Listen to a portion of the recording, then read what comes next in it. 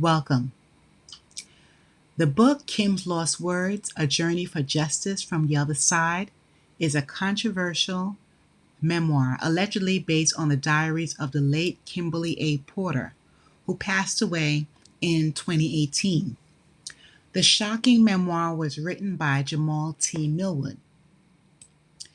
I believe it was published in September 2023. Now, this book delves into shocking allegations about Kim Porter's relationship with music mogul Sean Diddy Combs, and there are numerous pages detailing his and her life, and it includes claims of emotional and physical abuse. Now, Kim Porter originated from Columbus, Georgia.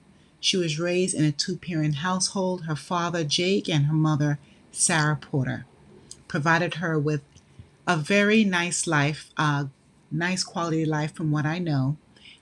She seems to be like a Southern belle, and then she moved to the city. So when she arrived in New York City shortly after high school, Kim met her first love and lifelong best friend, Albie Shore, as she stated in the book. They had a short marriage and share a son, Quincy Brown, who Diddy raised as his own son. Now, allegedly, Kim confided in Albie Shore throughout the ups and downs of her relationship with Diddy over the years. Now, the Lost for Words book surfaced just days before Diddy's arrest on charges, the numerous charges, which includes trafficking, forced labor, arson, bribery, obstruction of justice, and racketeering charges. And of course, everyone is tuned in to his crimes and the stories and allegations and the numerous people who are involved, especially in Hollywood. Now, this 60-page memoir claims that Kim Porter documented numerous incidents of abuse, infidelity, and even troubling behavior during her relationship with Diddy.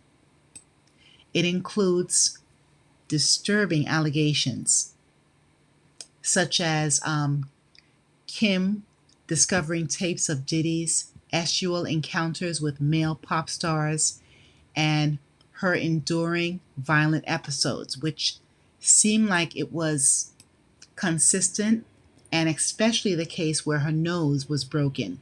Allegedly, that was Diddy as well.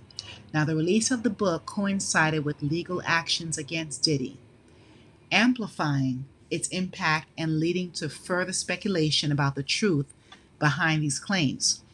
Now, within the first few pages, Kim Porter allegedly journaled that she was very attracted to Sean Combs, the up and coming executive. At first, he turned on the charm and acted like a true gentleman with her. However, after dating for some time, allegedly Diddy wanted to switch things up in the bedroom, and he asked Kim to use a toy on him through the back door. Now, she was only 20 years old and was grossed out by the thought, but she did it. In Lost for Words, allegedly, Kim was extremely turned off by what pleased Diddy, and she said it caused him to bleed and leave a smelly mess. Now, see, that is red flag number one. She should have said no and left. However, she avoided him afterwards. But Kim, she allowed that demon to find its way back into her life to cause havoc and destruction. Listen in. So perhaps a few months later, while the relationship seemed to be thriving, Diddy was working intensely. He was building the Bad Boy record company with the famous music executive Clive Davis. Now, according to Kim's memoir, Clive Davis and Sean Combs were spending a lot of time together. However, she was understanding and loyal to him. But Diddy had the nerve to make another request. Allegedly, again, Diddy wanted Kim to use a toy on him. She resisted and said something along the lines of taking that action up with his boss, Clive Davis.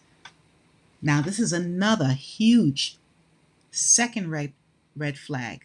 Allegedly, Kim journaled that for the first time, Mr. Charming, Diddy himself, who told Kim that he was so in love with her, he hit her extremely hard in the face because of what she said. Seconds later, even before she had the time to open her mouth, Diddy apologized profusely. So even after knowing that she's a wonderful mother and son and going out on so many dates, spoiling her, buying her expensive gifts, he started abusing her early in the relationship. So Kim left him. And for a few months they broke up. She didn't see him at all. But once again, they met at another industry event. And Kim ended up falling for the okie doke all over again. So her and Diddy had an open relationship, which unfolds in just a few pages. And that was just in chapter 5. And everyone, I nearly fell out of my seat when I heard about this in the memoir. Make sure that you're sitting down, strap on your seatbelts for this exhilarating ride, and name drop galore. It also says that Kim Porter, Albie Shore, and Diddy also had a threesome initiated by Diddy, and it just seems very, very bizarre. I don't know what's true, I don't know what's not true, but I was very shocked by it. You know, I've always wondered why Diddy did not marry Kim Porter, especially because the couple have 3 children together, 4, I would say, with Quincy. And now that I know about Diddy's true character, with these recent years, he is not a husband. He's not husband material at all. He was always willing to share Kim Porter, his children's mother. Why wasn't Diddy willing to protect her? What's so confusing is that Kim moved to the West Coast to even get away from Diddy when he cheated while she was pregnant with her twins. And when Kim met potential men to date for serious relationships, Diddy always interfered and sabotaged these relationships. He was so possessive of her, like she was something that he owned. After all, Kim always wanted to be married like her parents. However, Kim was willing to explore those sexual areas with him, along with taking alleged substances too. Now, from what I know from the book and from other people's videos, Kim, she also had relations with women, but she did have the threesomes as well. Obviously, she knew about his lifestyle and participated. People can live and are free to do what they want. However, as a woman or anyone, never change your standard or core values for anyone. And when Diddy asked her to use a toy that first time, Kim should never have accepted him back because she said, allegedly, that she was grossed out. She didn't like it one bit, before or after. And in my opinion, like other males who don't desire women but prefer men, it's second nature for a man like Diddy to cause pain, harm, and exploit women. It seems to be all he did throughout these years. And it seems like Diddy's lust never satisfies. According to this memoir, Recollections from Other Celebrities, Diddy has allegedly been mixing business with pleasure all along. Allegedly, he loves to record these trysts, and 2, he practices voodoo to have power over multiple famous and upcoming artists. Well, people are entitled to believe in any type of spirituality, especially if it's linked to their ancestry. But